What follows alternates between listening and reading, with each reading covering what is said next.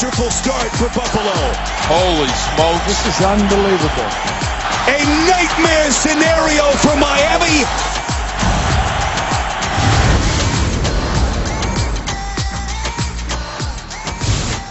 Dan Campbell taking the field with his Miami Dolphins. 10 days since that loss in New England. You see where they sit, and don't let those records fool you. 3-4, but if the postseason were to begin today, they're only a game back of the current AFC wildcard leaders, as both Buffalo and Miami at 3-4 meet for the second and final time this season. Salmon, you can feel it.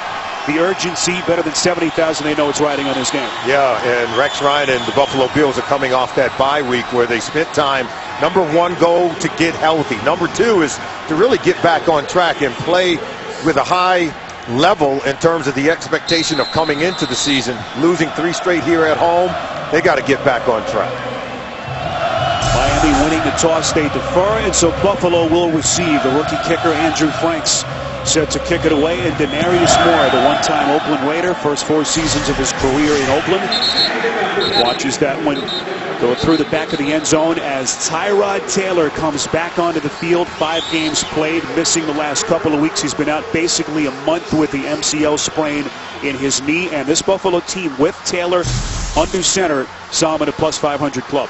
Well, he is a guy that's completing 70% of his passes. So that tells you he does make good decisions with the football. But he said he learned something during his time off, that he's got to anticipate better and trust what he sees and cut it loose. 100th all-time meeting between these two division rivals. First in 10 years, LaShawn McCoy barely able to get past the line of scrimmage and brought down by Olivier Vernon. Starters up front in front of Taylor. John Miller, the rookie out of Louisville, back from his 1-game absence. Did not play in the game in London due to a death in the family. Also, Chantrell Henderson back from the concussion. And with Percy Harvin placed on injured reserve and done for the year, Robert Woods now becomes Buffalo's number 2 wide receiver. He's just under 300 yards receiving on the season. 2nd and 9, just got past the 20. Taylor quick drop, trying to find Woods on the far side of the field. Incomplete, and Buffalo will face a 3rd and 9. How about the defensive starters? We mentioned the injury to Cameron Wake, torn Achilles in the loss in New England. So Derek Shelby makes just his 2nd career start, the 4th-year man out of Utah. Jelani Jenkins is their 3rd-year linebacker. And Bryce McCain, missing the last 2 games with a knee injury, a welcome sight as he returns to this Dolphins secondary.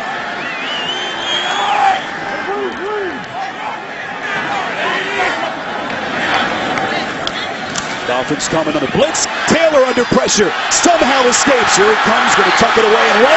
Taylor's got the first down and more.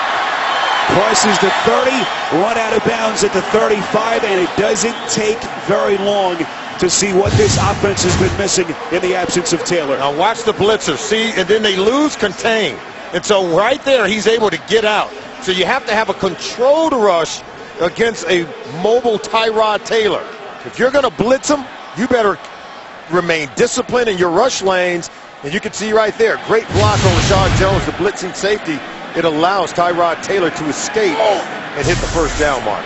Excellent blocks on the play. You saw LaShawn McCoy and also Chris Hogan springing Taylor free up the field. 14-yard run, sets up the 1st and 10. Pitch play. This is McCoy trying to find the edge. Just barely able to get back close to the line of scrimmage. We mentioned McCoy, Salmon, yet to run for 100 yards. He's only a couple of years removed from the NFL rushing title he had in Philadelphia. They desperately need him to start to look like his old self. Yeah, he's got to get back on track. Rex Ryan did tell us that this is as healthy as he has been since he's been with the team. And I think he's got to, get back to pressing the line of scrimmage as opposed to running toward the sideline. He's got to hit the hole coming down here. Here's McCoy.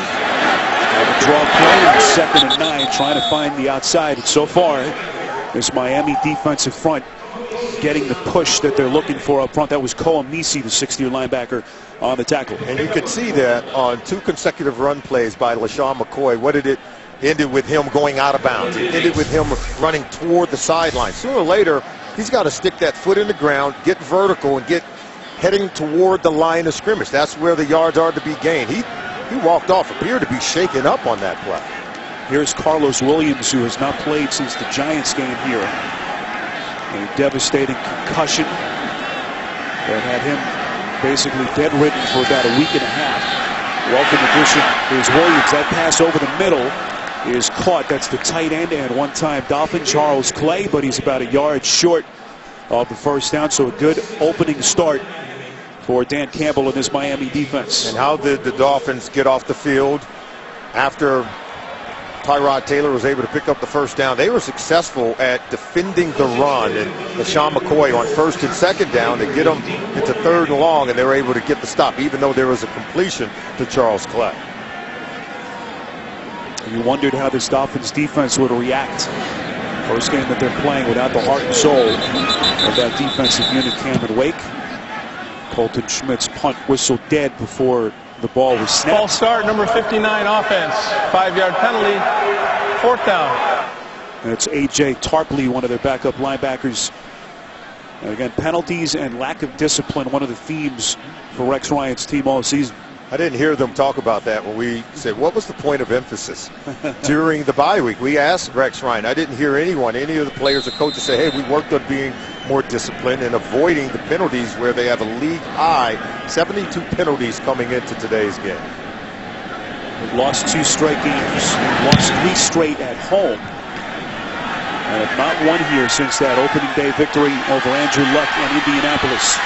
Here's Jarvis Landry, so dangerous as a wide receiver, but also in the return game as the penalty marker comes in again. 50-yard punt by Schmidt, and 10 yards on the return. During the kick, from Landry. holding, number 46, return team.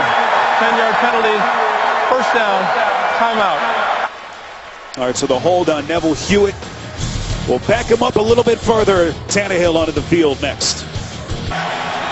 Well, here was LaShawn McCoy a moment ago trying to bust it to the outside. You see him crash down onto that right shoulder, drop down to a knee after he gotten up initially, and we see him on the sideline trying to flex out that shoulder. And that snapped right through the hands of Tannehill and through the back of the end zone for the safety.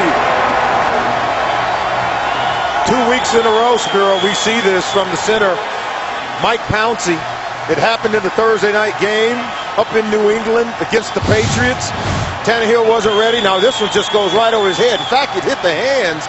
If you're Tannehill, you got to be able to make that catch. Yes, it was high, but it hit you in the hands.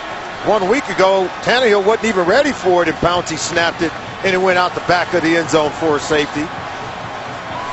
They get it going right here on their very first play from scrimmage.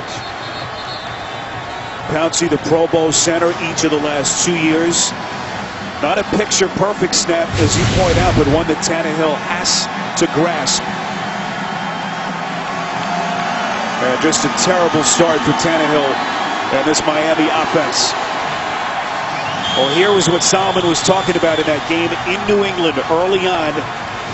Not exactly the kind of defense you want this to have happen to early in the game. Deja vu for the Dolphins. Hey, look, you can see Tannehill's surprised. See, I'm still trying to set the defense, set our protections. You snap the ball, then you do it again today. It's no excuse for it to happen. But we talked about it with Tannehill. It's going to be loud here today. They have to be able to communicate in some way, shape, or form. Tannehill has never won here in Miami. 0-3. That's Denarius Moore, who muffed it initially. And thankfully for the Bills, able to fall in the football. So a couple of shaky starts for both teams, as Tyrod Taylor will start from just inside that 20-yard line. I thought that was a high snap from Pouncey, but I thought Tannehill should have had it. You know, Tannehill's a really great athlete. He's a former wide receiver at Texas A&M, so he's got a good pair of hands. And I'm sure they're going to get it together. Dan Campbell talked about they have to avoid a slow start here, because this thing could crescendo and the momentum could really get going here at Ralph Wilson Stadium for the Bills. LaShawn McCoy is on the field. Here he is setting his pitch pressure. Good side, and McCoy has some green grass in front of him. Crosses the 35, close to the 38. Brought down by the safety, Michael Thomas. 17 yards and a Buffalo first down. See, we talk about him having to stick that foot in the ground and get going. And watch, he's going to come here, but sooner or later, you got to get going up the field. And his ability to cut back, I mean, he's one of the best in the National Football League. Look at this. Right under that block, and see he gets vertical. He's even able to cut back underneath the safety, and that's when